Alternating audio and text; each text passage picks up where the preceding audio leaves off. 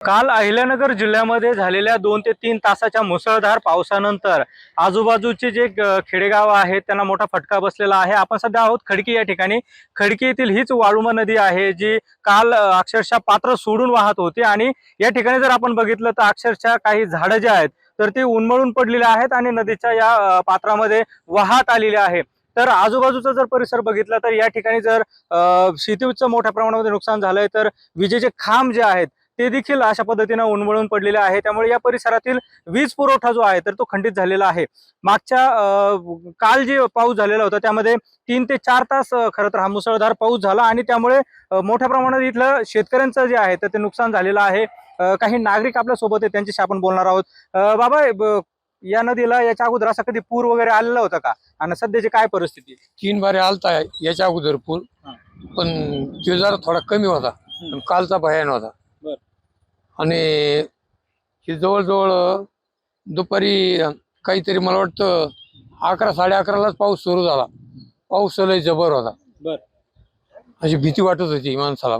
काय काय नुकसान झालंय? नुकसान नाही इथं पहा, हे माणसं अडकून पडली होती या वस्तीवरची। जवळजवळ 5-6 माणसं अडकून पडली होती।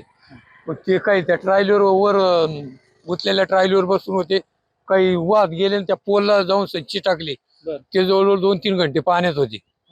आणि मग त्याच्यानंतर गावातल्या तरुणांनी काही शासनाचे लोक आले, त्यांनी दूर लावून सनी कस तरी त्यांना बचावलं तिथून सनी पाण्यातून। आणि इथं जर बघितलं तर शेतीचं मोठ्या प्रमाणामध्ये नुकसान झालेलं दिसतंय। शेती अक्षरशः खरडून गेली आहे। काय परिस्थिती आहे? शेती म्हणजे टोटल शेतीचं नुकसान झालं। काय झालंय, पूर्णतः माती वाहून गेली, सगळे दगडगोटे जमिनीवर झाले, टोटल जमिनीचा पोत वाहून गेलेला आहे।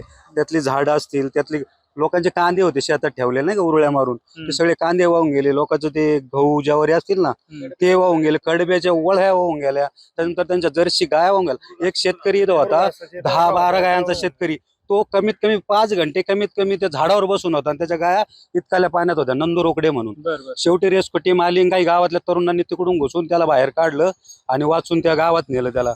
त्यातल्या किती गाया वाहून गेल्या अजून गाय पत्त्या नाही। काही गावातल्या खालच्या लोकांच्या 4-5 गाया गेल्यात, दुसऱ्या त्या पलीकडल्या नदीच्या लोकांच्या 4-5 गाया गेल्यात, काहींच्या शेळ्या गेल्यात, काहींचं गहू गेलंय, काहींचं घरातलं इतर वस्तू गेल्या। काय मागणी असेल शासनाकडे? शासनाकडे काय ना, तुम्ही येऊन हे पंचनामे कराल, लोकांच्या किती गाया गेल्या त्यांना नुकसान भरपाई द्या, काहींचे कांदे वाहून गेले उरुळ्याचे उरुळ्या त्यांना नुकसान भरपाई द्या।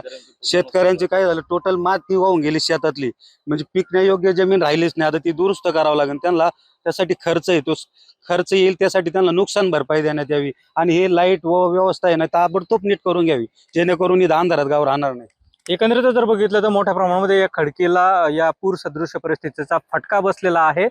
या ठिकाणची वीज पुरवठा जो आहे तर तो खंडित झालेला आहे, तो तात्काळ सुरू करण्यात यावा। त्याचबरोबर जे नुकसान झालेलं आहे त्याचे पंचनामे करून तात्काळ मदत जी आहे ते शासनाच्या वतीने देण्यात यावी अशी मागणी इथल्या ग्रामस्थांनी केली आहे। कॅमेरा पर्सन प्रसाद सह सुनील भोंगळे, एबीपी माझा, अहिल्यानगर। एबीपी माझा, उघडा डोळे बघा नीट।